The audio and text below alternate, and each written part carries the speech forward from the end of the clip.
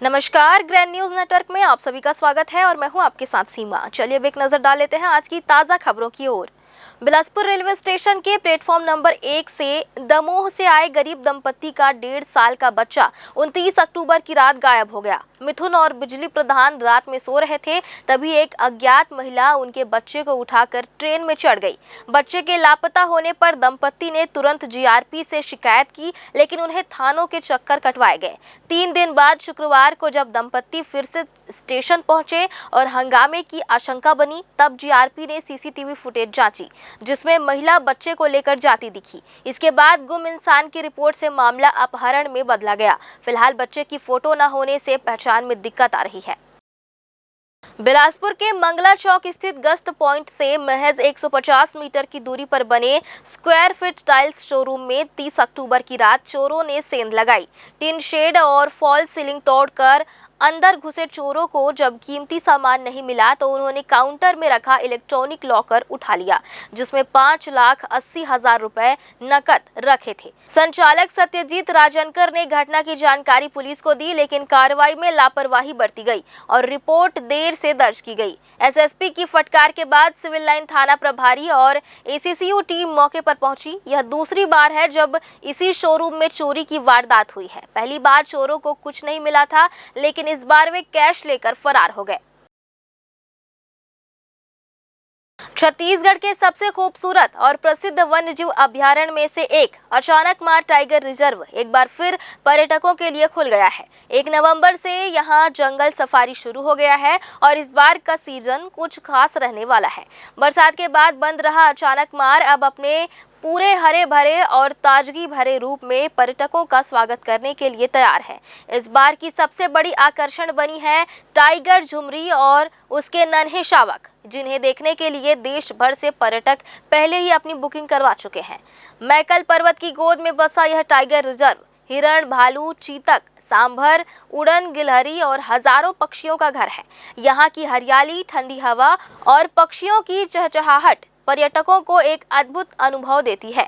इस सीजन में कुछ नया किया गया है, जैसे नेचर ट्रेल वॉक, जिसमें स्थानीय गाइड के साथ पैदल भ्रमण कर पर्यटक तितलियों, औषधीय पौधों और प्राकृतिक सौंदर्य का आनंद ले सकेंगे। साथ ही टाइगर कैंटीन में स्थानीय व्यंजन और स्नैक्स की भी व्यवस्था की गई है। वन विभाग ने इस बार सफारी बुकिंग को पूरी तरह ऑनलाइन सिस्टम से जोड़ दिया है। अब पर्यटक अपने मोबाइल या कंप्यूटर से घर बैठे सफारी की एडवांस बुकिंग कर सकते हैं। सुबह 6 से 9, 10:30 से 1:30 बजे तक और शाम 3 से 6 बजे तक सफारी के 3 सत्र रखे गए हैं। अचानकमार टाइगर रिजर्व बिलासपुर से करीब 55 किलोमीटर और रायपुर से 200 किलोमीटर की दूरी पर है।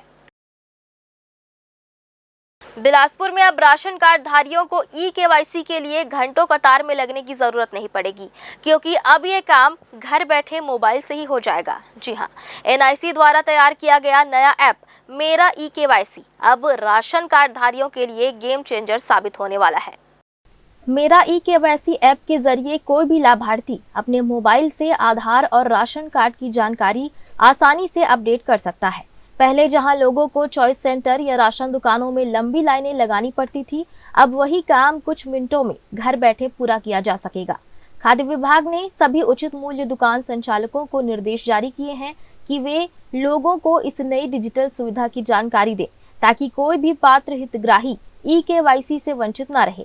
जिले के करीब 18 लाख राशन कार्ड धारियों में से अब भी करीब 2 लाख कार्ड धारियों की ई-केवाईसी बाकी है। ऐसे लोगों का राशन फिलहाल रोका गया है, लेकिन अब मेरा ई-केवाईसी ऐप उन्हें बड़ी राहत देगा। विभाग ने साफ कहा है कि जिन कार्डधारियों की ई-केवाईसी अपडेट नहीं है, उन्हें जल्द यह प्रक्रिया पूरी करनी होगी, वरना उनका राशन वितरण रोका जा सकता है। राशन कार्ड उठाना, ये चूंकि one nation one ration card है, तो एक बार राशन कार्ड बन जाने के बाद में ई-केवाईसी हो जाने के बाद वो राशन कार्डधारी पूरे देश में कहीं से भी राशन अपना उठा सकता है। तो जिले में लगभग 18 लाख सदस्य हैं, उसमें से केवल 2 लाख लोग हैं जिनके ई-केवाईसी अभी बचे हुए हैं। उनका डोर टू डोर सर्वे कराया जा रहा है और उनको अवगत कराया जा रहा है कि यदि आप ई-केवाईसी करा लेते हैं तो one nation one ration card के तहत आप पूरे भारत में कहीं से भी राशन कार्ड में अपना इंटाइटलमेंट पात्रता अनुसार उठा कर सकते हैं। तो उसके लिए फेस ई-केवाईसी भी एक है जिसमें लोग घर बैठे भी इसका लाभ ले सकते हैं और वो फेस ई-केवाईसी के माध्यम से घर बैठे वो अपना ई-केवाईसी पूर्ण कर लें। ई-केवाईसी अपडेट होने के बाद सबसे बड़ा फायदा यह होगा कि कार्डधारी देश के किसी भी राज्य में जाकर अपना राशन ले सकेंगे।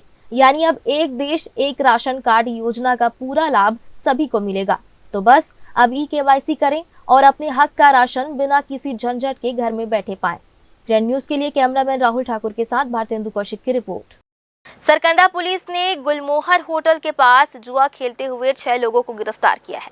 पुलिस को सूचना मिली थी कि श्री कलेक्शन के पीछे मोपका क्षेत्र में कुछ लोग रुपए पैसों का दाव लगाकर कार्ड पत्ती नामक जुआ खेल रहे हैं। सूचना मिलते ही पुलिस टीम मौके पर पहुंची और छापेमारी की। इस दौरान कुछ लोग वहां से भाग निकले जबकि 6 आरोपी पकड़े गए। गिरफ्तार आरोपियों के नाम ओम प्रकाश खैरवार, रवि नायक, दीपक वर्मा, राम प्रसाद केवट, धनीराम सूर्यवंशी और भवानी बरेट है, जो सभी सरकंडा और मोपका क्षेत्र के रहने वाले हैं। पुलिस ने आरोपियों के पास से 52 पत्तों की ताश और 20,300 रुपए नकद जब्त किए हैं। सभी के खिलाफ जुआ एक्ट के तहत मामला दर्ज कर कार्रवाई की गई है। बिलासपुर में श्याम भक्ति का रंग पूरे शहर में छाया। श्याम प्रेमियों के सबसे बड़े पर्व श्याम बाबा पाठ उत्सव की शुरुआत भक्ति, उत्साह और उल्लास के साथ हो चुकी है। हर साल की तरह इस बार भी 3 दिवसीय श्याम उत्सव बड़े धूमधाम से मनाया जा रहा है। मुख्य पाठ उत्सव शनिवार 1 नवंबर को मनाया जा रहा है, लेकिन उससे एक दिन पहले 31 अक्टूबर को शहर में निकली भव्य निशान यात्रा ने भक्तिमय माहौल बना दिया। यह यात्रा ठाकुर देव मंदिर से प्रारंभ होकर जूना बिलासपुर बस स्टैंड से होते हुए टिकरापारा स्थित श्याम कुंज दरबार तक पहुंची। पूरे रास्ते में जय श्री श्याम के जय घोष गूंजते रहे। श्रद्धालुओं ने बाबा के झंडे और ध्वज थामे नाचते गाते हुए भक्ति झांकी प्रस्तुत की। ढोल नगाड़ों की थाप, भजन और नृत्य से पूरा वातावरण श्याममय हो उठा। भक्त श्याम तेरी बंसी पुकारे जैसे गीतों पर झूमते नजर आए। बाबा के दरबार में निशान अर्पण किया गया, जो श्रद्धा और समर्पण का प्रतीक माना जाता है। 1 नवंबर को बाबा का भव्य चॉकलेट श्रृंगार होगा, जिसमें पूरा दरबार चॉकलेट और मिठाइयों से सजाया जाएगा। वहीं अगले दिन सवा मड़ी भोग का आयोजन होगा, जिसमें सैकड़ों श्रद्धालु प्रसाद वितरण में शामिल होंगे। श्याम मंदिर में कीर्तन, आरती और रात्रि जागरण का आयोजन हो रहा है।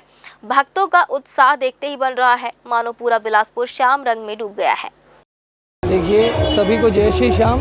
बाबा श्याम का पाठोत्सव है, जिसे सभी प्रेमी जन्मोत्सव के रूप में मनाते हैं, जो कि 1 नवंबर को है।